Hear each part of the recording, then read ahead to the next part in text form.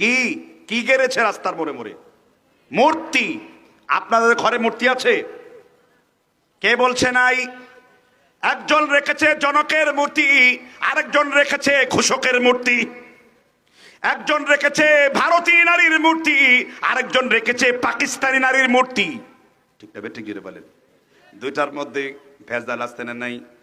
বিশ্বনবী সাল্লাল্লাহু আলাইহি ওয়াসাল্লাম সহিহ বুখারীর কিতাবুল ঈমানের ৯৬ নাম্বার হাদিস, ইন্না আশাদ্দান নাসি আযাবান ইনদাল্লাহিল মুসাউয়িরুন। বিশ্বনবী বলেন কবরের মধ্যে সব থেকে বেশি আযাব দেওয়া হবে যে ব্যক্তি ছবি মূর্তি তৈরি করবে, যে ব্যক্তি ছবি মূর্তি বানাবে। ঘরের মধ্যে ঢুকলেই মরা বাপের ছবি, কেউ পীরের মুরিদ, ঘরের মধ্যে পীরের মুরিদের ছবি। আবার কেউ তার বউকে বিয়ে করেছে 10 বছর আগে, বউয়ের ছবিটা ঘরের মধ্যে ঢুকতে ঝুলিয়ে রেখেছে। বলে যেটা কার ছবি? বলে এটা আমার ম্যারেজ ডে, আমার বউকে বাসর ঘরে বিয়ে করেছি, এই জন্য ছবি টাঙায়া দেখাইতেছি। খুব ছবি বাজামি আছে না নাই আপনাদের এলাকায়? ছবি ঘরে রাখছেন কিনা?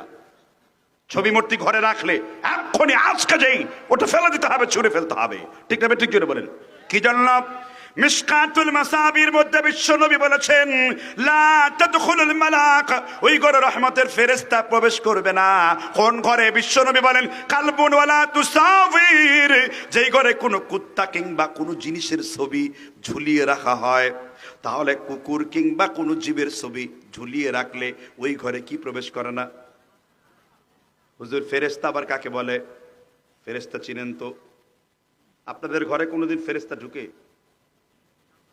ঢুকবে কিভাবে? খান তো বিড়ি, ফেরেশতা ঢুকবে কিভাবে?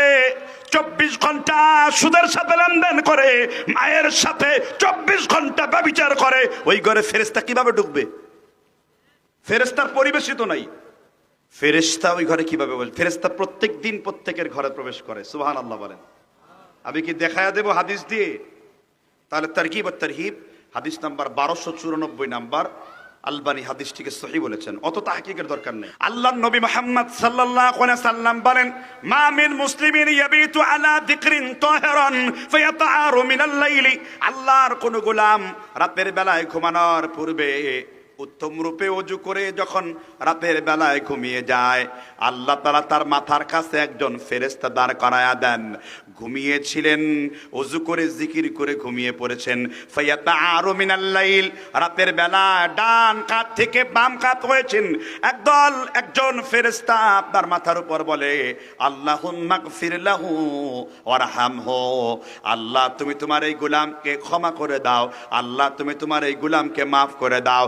এই জন্য ক্ষমা করে দিবা, এই জন্য মাফ করে দিবা, কারণ তোমার এই গোলাম জিকির করতে করতে ওযু অবস্থায় ঘুমিয়ে গেছে। এবার বিশ্বনবী আমাদেরকে শিখিয়েছেন রাতের বেলায় যখনই তোমার ঘুম ভাঙবে, সাথে সাথে ফায়াসআলুল্লাহ খায়রান, আল্লাহর কাছে কল্যাণের জন্য, ভালায়ের জন্য সাথে সাথে আল্লাহর কাছে দোয়া চাও, কারণ তুমি ওই অবস্থায় যেই দোয়া চাইবা ওই দোয়াই আল্লাহ কবুল করে নেবেন। আমল ঠিক আছে? ঠিক নাই তো?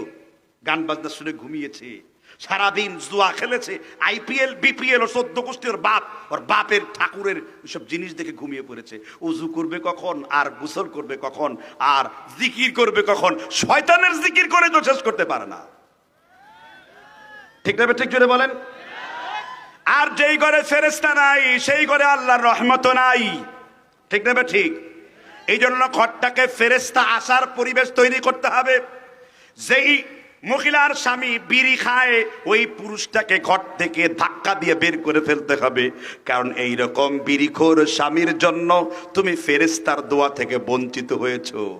ঠিক না ঠিক যেটা বলে হুজুর, এটা বলেন কি? বিড়ি খাইলে কাঁচা রসুন খেয়ে সরাসরি 2 রকম মতবাদ আছে। মুতাসাদ্দিদিনরা মত দিয়েছে যে কাঁচা রসুন খাওয়াই যাবে না, একটু আগুনে তাবিয়ে হলে খেতে হবে যেন দুর্গন্ধ না আসে। আর আরেকজন মুহাদ্দিস বলেছেন না, কাঁচা রসুন খেলে উত্তম উপায়ে মুখটা ধৌত করতে হবে। কি জন্য? তাহলে ফেরেশতাই আসে না তার সাথে। তা কাঁচা রসুনের যদি এই ফতোয়া হয়, তাহলে গুল, সিগারেট, বিড়ি, গাঁজা, বাবা, জুতার গাম, ডান্ডি, বাবা, তারপরে ইয়াবা আরো আছে না নাই? এটা সীমান্তবর্তী এলাকা, সমানে ফেন্সিডিল আসছে, খাচ্ছে, দাচ্ছে, ফুর্তি করছে লোকেরা। ঠিক না ঠিক? তাহলে এটা খেলে কিভাবে ঘরে ফেরেশতা ঢুকবে? এবার আপনারাই বলেন।